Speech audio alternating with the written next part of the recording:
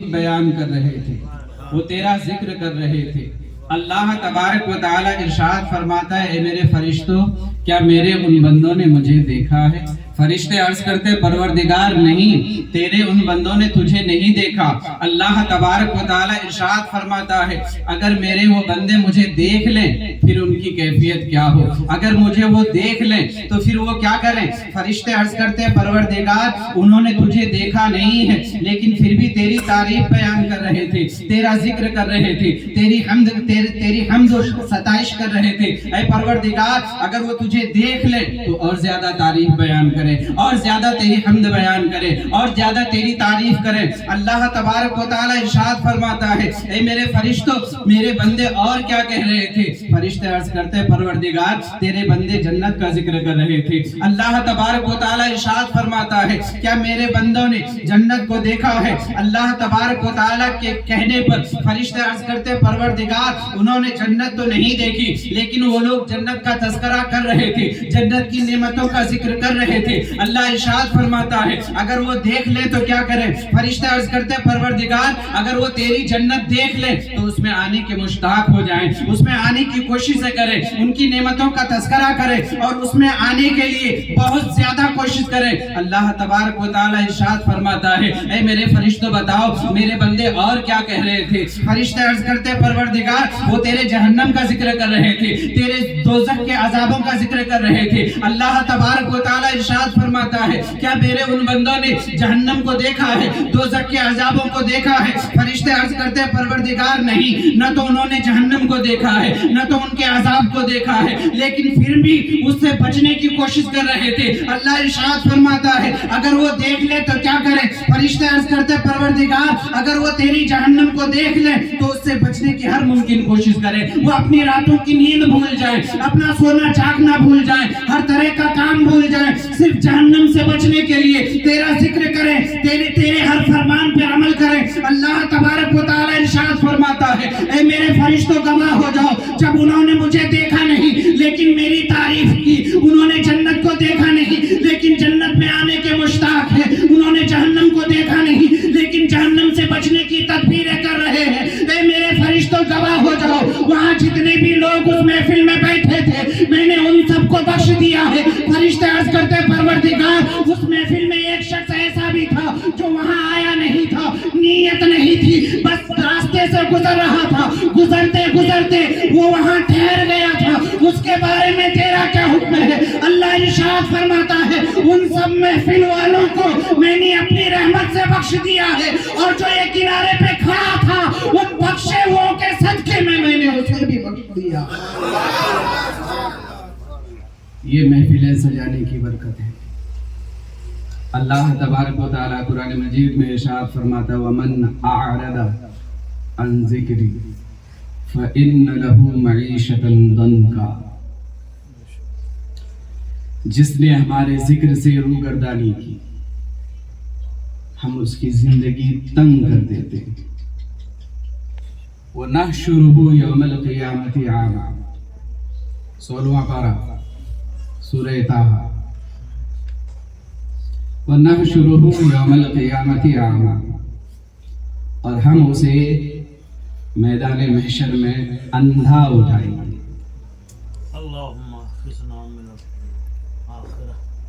قال رب لما حشرتنی اعمی وقد كنت بصیرا، جب وہ اندھے اٹھیں گے اللہ تبارک و تعالیٰ کی بارگاہ میں عرض کریں گے پروردگار ہم اندھے کیسے ہو گئے جبکہ ہم تو آنکھیارے تھے۔ اللہ تبارک و تعالیٰ ارشاد فرمائے گا کذالک اتتک آیاتنا فنسیتہا، ایسے ہی تمہارے پاس ہماری نشانیاں آئی، ہماری آیتیں آئیں، فنسیتہا تو تم نے اسے بھلا دیا، کذالک الیوم تنسیٰ، ایسے ہی آج تمہیں چھوڑ دیا گیا۔ اللہ تبارک و تعالیٰ کے ذکر سے غافل ہونا، اللہ کے ذکر سے غافل ہو جانا، نمازیں چھوڑ کر جنت میں جانے کی تمنا لیے رہنا ایک عجیب بات ہے۔ اللہ کے رسول صلی اللہ تعالیٰ علیہ وسلم ارشاد فرماتے میدان محشر میں اللہ تبارک و تعالی حضرت آدم علیہ السلام سے ارشاد فرمائیں گے. اللہ ارشاد فرمائے گا آدم جنتیوں کو جہنمیوں سے الگ کرو. حضرت آدم عرض کریں گے پروردگار کتنوں کو کتنوں میں؟ اللہ تبارک و تعالی ارشاد فرمائے گا ہر 1000 میں سے 999 جہنم کے لیے، صرف ایک جنت کے لیے الگ کرو. کس خیال میں ہے؟ قرآن پڑھیے، اسے سمجھنے کی کوشش کیجیے. دنیا بہت بیکار شے ہے. حضرت بایزید بستامی رحمۃ اللہ تعالی علیہ ارشاد فرماتے ہیں اگر آخرت کنکر پتھر ہو اور دنیا خالص سونا ہو اور مجھے اختیار دیا جائے کہ میں کسے پسند کروں تو پھر بھی میں آخرت کو پسند کروں گا، اس لیے کہ آخرت ہمیشہ رہنے والی، آخرت میں ہمیشہ کی اور دنیا ہمیشہ رہنے والی نہیں. جبکہ ایسا نہیں، دنیا کنکر پتھر ہے، آخرت خالص سونا ہے.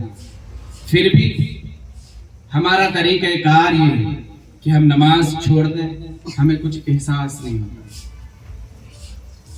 ہم نماز نہ پڑھیں تو ہمیں احساس ہی نہیں ہوتا کہ ہم سے کوئی گناہ ہو گئے. جبکہ نماز چھوڑنا کتنی بڑی مصیبت کی باعث ہے، کتنا بڑا اس میں عذاب ہے. ہم بس اس خیال میں ہم بیٹھے ہیں کہ ہم سنی صحیح العقیدہ مسلمان ہیں، جنت میں جائیں گے، ضرور جائیں گے. لیکن اس کے لیے ضروری ہے کہ ایمان پر خاتمہ ہو. جس کا خاتمہ ایمان پر ہوا وہ ضرور جنت میں جائے گا. ہم یہ سوچ کر بیٹھے ہیں کہ ہم سنی صحیح العقیدہ مسلمان ہیں، ہم نبی کریم صلی اللہ تعالی علیہ وسلم سے بے پناہ عقیدت و محبت کرتے ہیں، اللہ کے رسول صلی اللہ تعالی علیہ وسلم ہماری شفاعت فرمائیں گے. لیکن کبھی آپ نے سوچا ہاں یہ بات صحیح ہے، اللہ کے رسول صلی اللہ تعالی علیہ وسلم ہماری شفاعت فرمائیں گے، لیکن کب؟ میدان محشر میں. محشر کا دن ہی آپ خیال کریں کہ محشر کا دن ہی کتنا بڑا دن ہے. 50,000 سال کا ایک دن ہے، 50,000 سال کا ایک دن ہے. حضرت حاتم اعصم رحمۃ اللہ تعالی علیہ اللہ کے بہت بڑے بزرگ ہیں، ان کی بارگاہ میں ایک شخص آتے ہیں. اولیاء کرام کی یہ خوبی ہوتی ہے کہ وہ دولت مندوں کو پسند نہیں کرتے. جو دنیاوی مشاغل میں مشغول ہو کر دولت کمانا ہی اپنا زندگی کا مقصد سمجھ لیں، انہیں وہ پسند نہیں کرتے. تو پہلے پہل تو انہوں نے انکار کیا، لیکن جب انہوں نے بہت زیادہ ضد کی اور عرض کیا حضور دعوت قبول کرنا اللہ کے رسول صلی اللہ تعالی علیہ وسلم کی سنت ہے، تو انہوں نے قبول کر لی. ارشاد فرمایا دعوت تو قبول ہے لیکن میری 3 شرطیں ہیں. عرض کرتے حضور آپ کی ہر شرط منظور ہے، آپ بس دعوت قبول کریں اور آئیں. حضرت حاتم اعصم رحمۃ اللہ تعالی علیہ ارشاد فرماتے میری پہلی شرط یہ ہے کہ میں جہاں چاہوں گا وہاں بیٹھوں گا. مجھے کوئی کہہ نہیں سکتا حضور یہاں نہیں یہاں بیٹھیے. حضور منظور ہے. پھر ارشاد فرماتے میری دوسری شرط یہ ہے کہ میں جو چاہوں گا وہ کھاؤں گا. مجھے کوئی کہہ نہیں سکتا حضور یہ نہیں یہ کھائیے. عرض کرتے حضور منظور ہے. ارشاد فرماتے میری تیسری شرط یہ ہے کہ میں جو کہوں گا وہ کرنا پڑے گا. سوچتے کیا کہیں گے؟ جھوٹ مت بولنا، غیبت مت کرنا، نماز پڑھنا، لوگوں کے ساتھ اچھے اخلاق سے ملنا. کہتے حضور منظور ہے. جب دعوت کا وقت ہوا حضرت حاتم اعصم رحمۃ اللہ تعالی علیہ پہنچتے ہیں جہاں لوگوں نے اپنی اپنی چپلیں کھول کے رکھی تھی. حضرت حاتم اعصم رحمۃ اللہ تعالی علیہ وہیں بیٹھ گئے. اب پہلی شرط یہی تھی کہ جہاں چاہوں گا وہاں بیٹھوں گا، کوئی مجھے اٹھا نہیں سکتا، کوئی مجھے کہہ نہیں سکتا کہ یہاں نہیں یہاں بیٹھیے. حضرت حاتم اعصم رحمۃ اللہ تعالی علیہ وہیں بیٹھ جاتے ہیں. दस्तरखान चुन दिया गया, हर तरह के खानों से दस्तरखान को सजा दिया गया।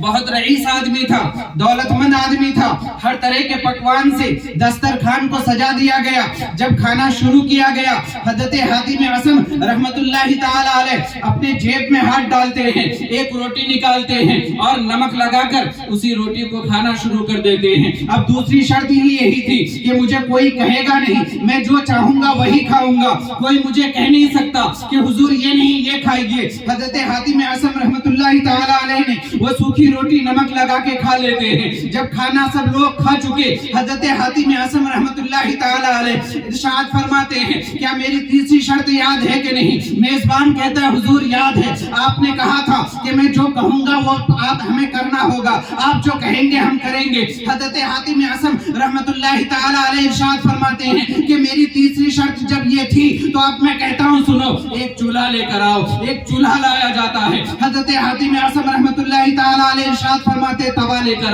तवा लाया जाता है। हजरत हातिम असम कहते हैं, अब इस चूल्हे में आग जलाओ। जब चूल्हे में आग जलाया जाता है, आग अपनी शबाब पे आ जाती है, उसके ऊपर तवा रख दिया जाता है। तवा जब अच्छी तरह से गर्म हो जाता है, हजरत हातिम असम रहमतुल्लाहि ताला अलैह अपनी जगह से उठते हैं और उठने के बाद उस गर्म तवे के ऊपर खड़े हो जाते हैं और इरशाद फरमाते हैं, लोगों गवाह हो जाओ, मैं हातिम असम एक रोटी नमक लगाकर खाया है। इतना कहते हैं और तवे के ऊपर से उतर जाते हैं और इरशाद फरमाते हैं कि आप तुम में से जो भी खाना खाया है और जो खाना खाया है वो सब इस गर्म तवे के ऊपर खड़ा हो जाए और खड़े होने के बाद अपने एक वक्त के खाने का हिसाब दे। तमाम लोग हजरत हातिम असम के कदमों में हैं, अर्ज करते हैं, हुजूर आप अल्लाह वाले हैं, आपके अंदर बुजुर्गी है, आपके अंदर तकवा व परहेजगारी है, आप अल्लाह के नेक बंदे हैं, आपके अंदर रूहानी ताकतें हैं। इस गर्म तवे ने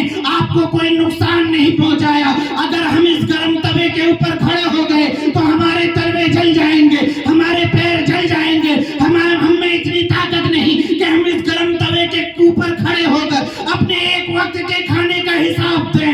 हजरत हातिम असम कहते हैं कि लोगों, जब तुम इस गर्म तवे के ऊपर खड़े होकर अपने खाने के एक वक्त के खाने का हिसाब तुम इस गर्म तवे के ऊपर खड़े होकर तुम नहीं दे सकते तो मैदान महशर में जब जमीन तांबे की हो जाएगी, सूरज सर पे आ जाएगा, इस तवे से कहीं ज्यादा वो तवा गर्म होगा। जब तुम अपनी जिंदगी के एक वक्त के खाने का हिसाब इस तवे पर खड़े होकर नहीं दे सकते तो मैदान महशर में अपनी पूरी जिंदगी का हिसाब क्यों कर दोगे? सूरज सर के ऊपर इतनी सारी मुसीबतें, हम भूले बैठे। अरे देख ले, कभी मोमबत्ती जला के उसमें उंगली रख के देखेंगे, फिर पता चलेगा, देख लेंगे। लेकिन खुशखबरी है उन मुसलमानों की,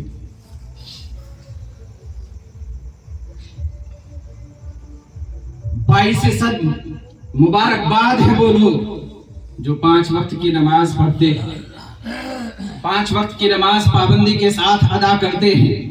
उनके लिए खुशखबरी है। अल्लाह के रसूल सल्लल्लाहु ताला अलैहि वसल्लम इरशाद फरमाते हैं कि मेरे सहाबियों, अल्लाह तबारक व ताला जब मैदान महशर कायम फरमाएगा वो 50,000 साल का दिन तो होगा, लेकिन खुशखबरी उन मुसलमानों के लिए है, खुशखबरी अल्लाह के उन नेक बंदों के लिए है जिन्होंने दुनिया में 5 वक्त की नमाज पाबंदी के साथ अदा की है। आका करीम इरशाद फरमाते हैं, जिसने दुनिया में रहकर अपने 5 वक्त की नमाज पाबंदी के साथ अदा की तो वो 50,000 साल का दिन गुजर जाएगा, लेकिन जिसने 5 वक्त की नमाज पाबंदी के साथ अदा की उसे महसूस ये होगा गोया कि उसने 4 रकात नमाज जमात के साथ अदा की। पूरा 50,000 साल का दिन गुजर जाएगा, लेकिन एहसास उसे महसूस ये होगा कि बस 4 रकात नमाज थी जो हमने इमाम के पीछे पढ़ी। इमाम के पीछे 4 रकात नमाज पढ़ने में ज्यादा से ज्यादा वक्त 10 मिनट और पूरा 50,000 साल का दिन गुजर जाए। तो कोशिश करें नमाज उसके वक्त पर अदा करने की कोशिश करें। एक ईंट पत्थर का घर हम दुनिया में बना नहीं पाते, बहुतों को मिलता है, बहुतों को नहीं मिल पाता, तो वो जन्नत अल्लाह तबारक व तआला سب سے کم جنت جسے عطا فرمائے گا وہ اس دنیا سے 10 گنا بڑی ہوگی. اس دنیا سے 10 گنا بڑی جنت ہوگی. جو سب سے کم جنت جسے ملے گی اس کا یہ حال ہے کہ اس دنیا میں سب آ گیا پورا ورلڈ، اس ورلڈ سے 10 گنا بڑی جنت اسے عطا کی جائے گی. اب آپ لوگ سوچتے ہوں گے کہ ایسا بھی ہو سکتا ہے. نزہۃ المجالس کتاب ہے، حضرت عبد الرحمن صفوری رحمۃ اللہ تعالی علیہ مصنف ہیں، اس میں لکھتے ہیں کہ ایک فرشتے نے اللہ تبارک و تعالیٰ کی بارگاہ میں عرض کی، پروردگار میں آپ کو سمجھانے کے لیے یہ بات کہہ رہا ہوں کہ اس دنیا سے 10 گنا بڑی جنت، جو سب سے کم جنت کا مالک ہوگا، جو سب سے لاسٹ والا جنتی، سب سے نیچے والا جنتی جو ہوگا، اسے اللہ تبارک و تعالیٰ اس دنیا سے 10 گنا بڑی جنت عطا فرمائے گا. وہ فرشتہ عرض کرتا ہے، پروردگار مجھے 1000 فرشتوں کے برابر طاقت عطا کی جائے. اللہ تبارک و تعالیٰ ارشاد فرماتا ہے، میرے فرشتے تیری تمنا کیا ہے؟ فرشتہ عرض کرتا ہے، پروردگار مجھے اتنی 1000 فرشتوں جیسی طاقت اور قوت عطا فرما، اڑنے کی، پرواز کرنے کی قوت عطا فرما، تاکہ میں تیری جنت دیکھوں. اللہ تبارک و تعالیٰ اس فرشتے کو 1000 فرشتوں کے برابر اڑنے کی طاقت عطا فرماتا ہے.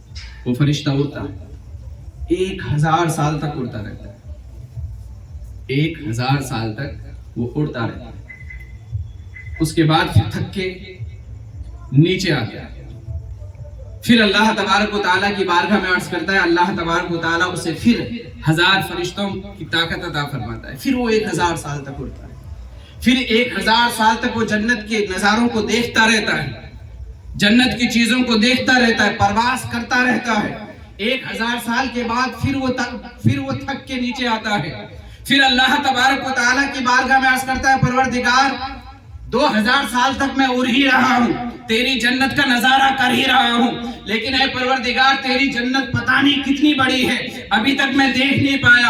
اے پروردگار مجھے اور 1000 فرشتوں کی طاقت عطا کی جائے اور مجھے اڑنے کی قوت عطا کی جائے. اللہ تبارک و تعالیٰ اسے پھر وہی طاقت و قوت عطا فرماتا ہے. پھر وہ پرواز کرتا ہے. پھر وہ 1000 سال تک اڑتا رہتا ہے. اڑتے اڑتے تھک ہار کے پھر وہ ایک جگہ گرتا ہے، ایک جگہ بیٹھتا ہے. اب اس کے آنکھوں میں آنسو ہے، وہ رو رہا ہے. جب وہ روتا ہے تو ایک حور جنت سے جھانکتی ہے. وہ کہتی ہے کیا معاملہ ہے؟ جنت تو رونے کی جگہ نہیں ہے، جنت تو غمگین ہونے کی جگہ نہیں ہے. جنت میں رونے کی کیا وجہ ہے؟ یہ جنت میں تم آنسو کیوں بہا رہے ہو؟ جنت آنسو بگانے کی جگہ نہیں ہے. وہ فرشتہ عرض کرتا ہے، میں نے اللہ تبارک و تعالیٰ کی بارگاہ میں عرض کیا تھا کہ اے پروردگار مجھے 1000 فرشتوں کی طاقت عطا کی جائے. اللہ نے مجھے طاقت عطا کی اور 1000 سال تک میں پرواز کرتا رہا اور اللہ تبارک و تعالیٰ کی جنت کو دیکھتا رہا، اس کے نظاروں سے لطف اندوز ہوتا رہا. 1000 سال تک میں چلا، 1000 سال تک میں اڑا. پھر میں تھک ہار کے زمین پہ آیا. پھر اللہ نے مجھے قوت دی. پھر 1000 سال تک میں اڑا اور اللہ کی جنت کے نظارے کرتا رہا. پھر میں تھک ہار کے نیچے آیا. پھر اللہ تبارک و تعالیٰ نے مجھے طاقت و قوت دی. پھر 1000 سال تک میں پرواز کرتا رہا، اللہ تبارک و تعالیٰ کی جنت کو میں دیکھتا رہا. لیکن میں ابھی تک اللہ تبارک و تعالیٰ کی جنت کو پوری طرح سے دیکھ نہیں پایا. نہ جانے اللہ تبارک و تعالیٰ کی جنت کتنی بڑی ہے. ابھی اس کا اتنا کہنا تھا. وہ حور ہنستی ہے اور ہنستے ہوئے کہتی ہے، اے فرشتہ تیرا گمان یہ ہے کہ تو نے اللہ تبارک و تعالیٰ کی جنت کو جو اللہ تبارک و تعالیٰ نے پیدا فرمایا ہے تو پوری جنت دیکھ لے گا. ارے تو نے ابھی جنت کے 10 حصوں میں سے ایک حصہ جو اللہ تبارک و تعالیٰ حضرت ابوبکر صدیق کو جو جنت عطا فرمائے گا، اس جنت کے 10 حصوں میں سے ابھی تک تو نے ایک حصہ بھی نہیں دیکھا ہے. کچھ کہ اللہ کی پوری جنت تو دیکھے. حضرت ابوبکر صدیق کو جو جنت اللہ تبارک و تعالیٰ عطا فرمائے گا، اس کے 10 حصوں میں سے ایک حصہ بھی تو نے ابھی تک نہیں دیکھا ہے. اڑا کتنے 1000 سال تک؟ 3000 سال تک. نزہۃ المجالس عبد الرحمن صفوری رحمۃ اللہ تعالی علیہ لکھتے ہیں. تو جو سب سے کم जन्नती होगा, उसे दुनिया से 10 गुना बड़ी जन्नत अता की जाएगी। इतनी आसानी से कि आप नमाज न पढ़ें, एक दूसरे को गाली दें, एक दूसरे का हसद दिल में बूझ संभाल के रखें, कीना कपट पाल के रखें, एक दूसरे को गिराने का सोचते रहें। इतनी आसानी से दुनिया से 10 गुना बड़ी जन्नत मिल जाएगी? नहीं, उसके लिए भी कुछ करना पड़ेगा। तो नमाज उसके वक्तों पर अदा करने की कोशिश कीजिए। वमन आरद अन ज़िक्री, कुरान में खुद अल्लाह तबारक व तआला इरशाद फरमाता है, जिसने हमारे जिक्र से रूगर्दानी की, हम उसकी ज़िंदगी तंग कर देंगे, उसकी ज़िंदगी तंग हो जाएगी। हज़रत मुस्लिम बिन आमिर रज़ी अल्लाह तआला अन्हु,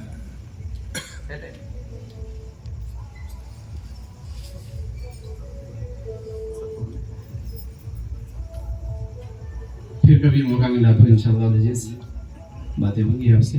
अल्लाह तबारक व तआला से दुआ है, परवरदिगार आलम हमें और आपको हक सुनने समझने, उसे कबूल करने, उस पर अमल करने की तौफीक रफ़ीक इनायत फरमाए।